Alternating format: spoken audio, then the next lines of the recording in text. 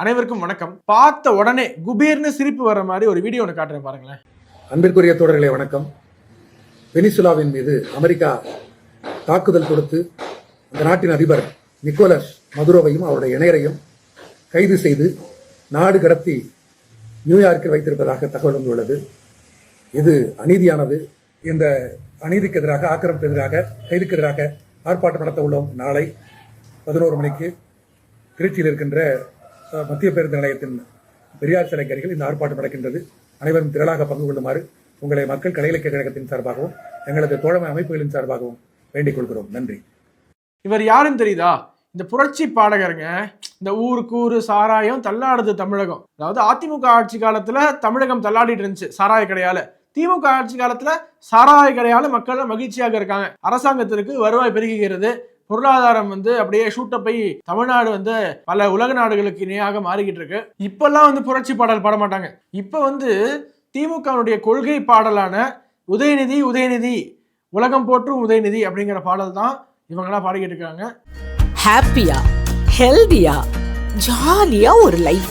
Lanco Harmonia Pavilion Senior Living Apartments at Sri Perambatoor 2 BHK just 49 lakhs. Call 7717273747. ஜனவரி 10 கோவையில் தமிழக பாஜகவின் மிக பிரம்மாண்டமான ப்ரொஃபஷனல் கனெக்ட் 2026 கட்சியின் தொழில்துறை வல்லுநர் பிரிவு நிகழ்ச்சியில் மத்திய அமைச்சர்கள், பாஜக தலைவர்கள், துறைசார் வல்லுநர்கள் பங்கேற்று பேசுகிறார்கள். நிகழ்வில் பங்கேற்க லிங்கில் ரெஜிஸ்டர் செய்யுங்கள். திமுகவுடைய சொம்பு அப்படின்னு சில பேரை சொல்லுவாங்க. சொம்புலாம் இல்ல, அதை தாண்டி வேற ஏதாவது ஒரு அவார்டு இருந்துச்சுன்னா இவங்களுக்கு அந்த அவார்டு கொடுக்கலாம். அந்த அளவுக்கு திமுகவிற்காக பாடுபட்டவங்க. இப்ப ஆட்சிக்கு வந்தோடனே எத்தனையோ பிரச்சனைங்க பாருங்க. தமிழ்நாட்டில் இல்லாத பிரச்சனையே கிடையாது. சட்டம் ஒழுங்கு சீர்கேடு, ஒரு நாளைக்கு அவ்வளவு கொலை, கோயம்புத்தூருடைய பாலியல் வன்கொடுமை சம்பவம், அண்ணா யூனிவர்சிட்டி பாலியல் வன்கொடுமை சம்பவம், கள்ளச்சாராய மரணங்கள், லாக்அப் மரணங்கள், அஜித்குமார் அடிச்சே கொண்டாங்க. தமிழ்நாட்டுடைய கடன் எங்கேயோ போயிட்டு இருக்கு. தமிழ்நாட்டில் டாஸ்மாக் திமுக ஆட்சியில எப்படி இயங்கிக்கிட்டு இருக்குன்னு தெரியும். இத்தனைக்கும் இந்த கோவனுக்கு நல்லாவே தெரியும். ஆனா அவங்கெல்லாம் அமெரிக்க ஏகாதிபத்தியமே சும்மா ஃபன்னா சொல்லுவாங்க. அமெரிக்க ஏகாதிபத்தியமே என்று கம்யூனிஸ்டுகள் இங்கிருந்து சவால் விடுவாங்க. அப்படியே பயந்து நடுங்கிடுவாங்க. யாரு? ட்ரம்ப் அவங்க எல்லாம் பயந்து நடுங்கிடுவாங்க. தம்ப்நெயில் கூட அப்படி வைப்பாங்க. இன்னும் கொஞ்ச நாள் போனா இந்த கம்யூனிஸ்ட் சேனல்கள்லாம் இருக்குல்ல, யூடியூப் சேனல்கள், மிரட்டிய கோவன், மிரண்ட ட்ரம்ப், அதிர்ந்த அமெரிக்கா என்று வீடியோ போட்டா கூட ஆச்சரியப்படுவது கிடையாது. இவங்க எல்லாம் என்ன நினைச்சுக்கிட்டு இருக்காங்க? இங்கிருந்து போராடினால் அமெரிக்க ஏகாதிபத்தியமே, டொனால்டு ட்ரம்ப்பே இந்த வெனிசுவேலா பிரசிடென்ட்டை வெளியில விடு அப்படின்ட்டா அவர் விட்டுருவார் போல. கம்யூனிஸ்டுகளை என்ன சொல்லுவாங்க? இந்த பாட்டாளி தோழன், அடித்தட்டு மக்களின் உரிமை குரல், ஒடுக்கப்பட்டோருக்கு நாங்க மட்டும் தான் இருக்கோம், வேற யாருமே இல்லை, எல்லாரும் அவங்க ஒடுக்குறாங்க, தொழிலாளர் வர்க்கத்துக்கு நாங்கள் குரல் கொடுப்போம் என்றெல்லாம் சொல்லிவிட்டு இப்பொழுது முழுக்க முழுக்க திமுகவிடம் அடிமையாக இருந்து கொண்டிருக்காங்க. அவங்க போடக்கூடிய அந்த 6 சீட்டு போன தடவை போட்டாங்க. இந்த தடவை எவ்வளவு போடுவாங்கன்னு தெரியல. போன தடவை 10 கோடி 15 கோடி, இந்த தடவை எவ்வளவு, இந்த கோடி எவ்வளவு கோடிலாம் தெரியல. கம்யூனிஸ்ட் முதலாளிகள் அத்தனை கோடிகளை பெற்றுக்கொண்டு அப்படியே கப்சி பண்ணிடுவாங்க. தொழிலாளிகள் தான், இந்த தொண்டர்கள் தான் தெருவில் நின்று அதிகார வர்க்கத்துக்கு எதிராக தெருக்கோடியில போராடணும். இது என்னங்க ஒரு லாஜிக்கு? இந்த கோவன் அப்படிங்கிறது ஒரு எக்ஸாம்பிள் மட்டும்தான். உலகம் முழுக்க எப்படி உலகம் முழுக்க இருக்கக்கூடிய நிறைய கம்யூனிஸ்டுகள், என்ன 4-5 பேர் இருப்பாங்கன்னு நினைக்கிறேங்க. இந்தியாவில தான் ஒரு சில ஆயிரக்கணக்கான கம்யூனிஸ்ட்கள் இருப்பாங்க, அவ்வளவுதான். அதுவும் கேரளால கொஞ்சம், திரிபுரால துறை தெரியப்பட்டு விட்டார்கள், வெஸ்ட் பெங்கால துறை தெரியப்பட்டு விட்டார்கள். தமிழ்நாட்டில் திமுக தொத்திக்கிட்டு இருக்கிறதுனால 2 எம்பி, அங்க 2 எம்பி, இங்க 2 எம்பி இருக்காங்க. ஒரு சில எம்எல்ஏக்கள் இருக்காங்க. இந்த 4-5 பேர் சேர்ந்து அமெரிக்க ஏகாதிபத்தியத்துக்கு சவால் விட்டு அமெரிக்காவை கண்டித்து பேரணி நடத்திக்கிட்டு இருக்காங்க. தமிழ்நாட்டில் மின் கட்டண உயர்வு அடிப்படை பிரச்சனையா இல்லையா? மக்களை பாதிக்குமா இல்லையா? பால் விலை உயர்வு மக்களுடைய பிரச்சனையா இல்லையா? சொத்து வரி உயர்வு மக்களுடைய பிரச்சனையா இல்லையா? கட்டுமான பொருட்களுடைய விலை உயர்வு மக்களுடைய பிரச்சனையா இல்லையா? எத்தனையோ வரி இங்க உயர்த்திருக்காங்க திமுக அரசு. அதெல்லாம் மக்களுடைய பிரச்சனையே கிடையாதா? தொழிலாளர் பிரச்சனையே கிடையாதா? நிறைய காலி பணியிடங்களை நிரப்பாம வச்சிருக்காங்க. இதற்கெல்லாம் போராடவே மாட்டீங்களா? கொடுத்த வாக்குறுதி, எத்தனையோ வாக்குறுதி. இந்த இவங்களுக்கு பணி நிரந்தர ஆணை கொடுப்போம், அவங்களுக்கு பணி நிரந்தர ஆணை கொடுப்போம். தூய்மை பணியாளர்கள் போராடிக்கிட்டு இருக்காங்க. அவங்களோட நின்று இந்த கம்யூனிஸ்ட்கள் போராட மாட்டாங்க. செவிலியர்கள், ஆசிரியர்கள் இவங்களோட நின்று கம்யூனிஸ்ட்கள் போராட மாட்டாங்க. ஆனா அமெரிக்காக்காரன் வெனிசுவேலாவை அட்டாக் பண்ணா வெனிசுவேலாவுக்கு ஆதரவாக அமெரிக்காவுக்கு எதிராக மிகப்பெரிய போராட்டத்தை அறிவித்திருக்கிறாங்க. அதுவும் அந்த போராட்ட வீடியோல பாருங்க, பின்னாடி 2 பாட்டிமா உட்காந்துருக்காங்க. அந்த பாட்டிமாக்கு என்ன எதுவுமே தெரியாதுப்பா, எனக்கு வெனிசுவேலா எந்த திசையில இருக்குன்னு கூட தெரியாது, அந்த வெனிசுவேலாவா எதுவுமே தெரியாது.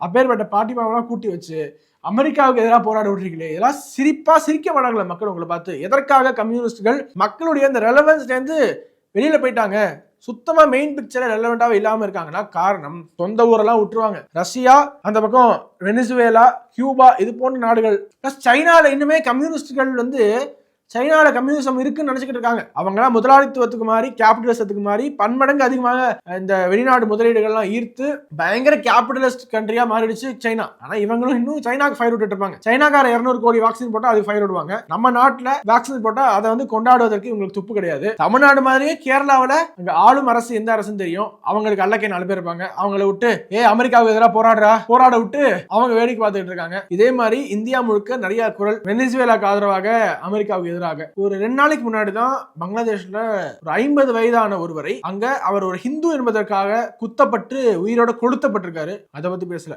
அதுக்கு முன்னாடி இன்னொரு ஹிந்து பங்களாதேஷ்ல உயிரோட கொளுத்தப்பட்டிருக்காரு. இளைஞர் அதை பத்தி பேசல. தொடர்ச்சியாக பங்களாதேஷ்ல இந்துக்கள் நர வேட்டையாடப்பட்டு இருக்காங்க. அதை பத்தி பேச மாட்டாங்க. ஏன்னா அவங்களுடைய அஜெண்டாக்கு அது சூட் ஆகாது. எங்க பங்களாதேஷை விடுங்க, தமிழ்நாட்டு பிரச்சனைக்கு பேசிருக்கீங்களா? பேசுறது கிடையாது. உத்தரப்பிரதேசம்னா பொங்கி வருவாங்க. இவங்களை எவ்வளவு அடிச்சாலும் தாங்குறாங்கப்பாங்கிற மாதிரி மக்கள் எவ்வளவு தடவை காரி துப்புனா தொடச்சுக்கோ என்று தொடச்சுக்கிட்டு மீண்டும் அவங்க செய்யறதா செஞ்சுக்கிட்டு இருக்காங்க. சுத்தமா வெக்கமான இருக்கவே இருக்காது போல இவங்களுக்கு. கோவன் அப்படிங்கிறது ஒரு எக்ஸாம்பிள் மட்டும் கிடையாதுங்க. எல்லாருமே இப்படிதான். எத்தனையோ போராளிகள் அதிமுக ஆட்சி காலத்தில் குதித்தவர்கள், அதிமுக ஆட்சி காலத்தில் தமிழ்நாடே அப்படியே சுடுகாடாயிடுச்சு என்று கொக்கரித்தவர்கள் இப்பொழுது தமிழ்நாட்டுல பாலாறும் தேனாரும் ஓடுவது போல ஒரு கற்பனையில வாழ்ந்து கொண்டு, அல்லது அவர்களுக்கு கொடுக்கப்பட்ட கூலிக்கு அப்பொழுது மாரடித்து விட்டு இப்பொழுது வந்து வாயை திறக்காமலும், இல்லைன்னா இப்போ வாயை திறந்தா நமக்கு எங்க பிரச்சனை வந்து விடுவோம். ஏன்னா திமுக வந்து அதிமுக ஆட்சி மாதிரி இந்த கருத்து சுதந்திரம் பரவாயில்ல போராடி போட்டோம் அப்படிலாம் கிடையாதுங்க. யார் ஒருவர் அவர்களுக்கு எதிராக பேசுகிறார்களோ அவர்களுக்கு எதிராக என்ன நடவடிக்கை எடுத்துட்டு இருக்காங்க அப்படிங்கறத பார்த்துட்டு தானே இருக்கும். ரீசெண்டா கூட எத்தனையோ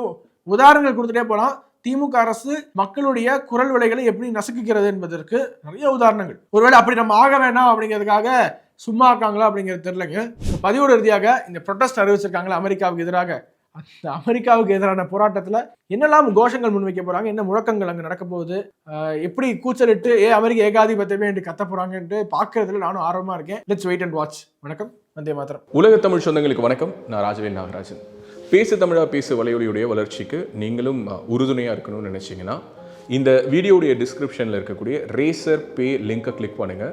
அந்த லிங்க்ல போயிட்டு உங்களுக்கு விருப்பமான தொகையை பேசு தமிழா பேசுவனுடைய வளர்ச்சிக்கு உங்களுடைய பங்களிப்பாக நீங்கள் கொடுக்கலாம்.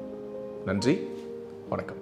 பேசு தமிழா பேசு சேனலுக்கு ஆதரவு தந்து கொண்டிருக்கக்கூடிய பார்வையாளர்களுக்கு வணக்கம். அரசியல் ஆன்மீகம்னு மட்டும் இல்லாம இப்போ ஹெல்த்லயும் நம்ம வந்தாச்சு. ஹெல்த் சம்பந்தமான பிரச்சனைகளுக்கும், ஹெல்த் டிப்ஸுக்கும், ஹெல்த் கேருக்கும், இல்ல ஹெல்த் பத்தி ஏதாவது தெரிஞ்சுக்கணும் அப்படின்னு நினைச்சீங்கன்னா ஹெல்த் குரு சேனல் கண்டிப்பா உங்களுக்கு யூஸ்ஃபுல்லா இருக்கும். பேசு தமிழா பேசு சேனலுக்கு கொடுக்கக்கூடிய இதே சப்போர்ட்டை ஹெல்த் குரு யூடியூப் சேனலுக்கும் கொடுத்து அந்த சேனலை சப்ஸ்கிரைப் பண்ணி உங்க நண்பர்களுக்கு ஷேர் பண்ணும்படி கேட்டுக்கிறோம். நம்ம ஹெல்த் குரு சேனலோட லிங்கை டிஸ்கிரிப்ஷன்ல தரோம், மறக்காம செக் பண்ணி பாருங்க.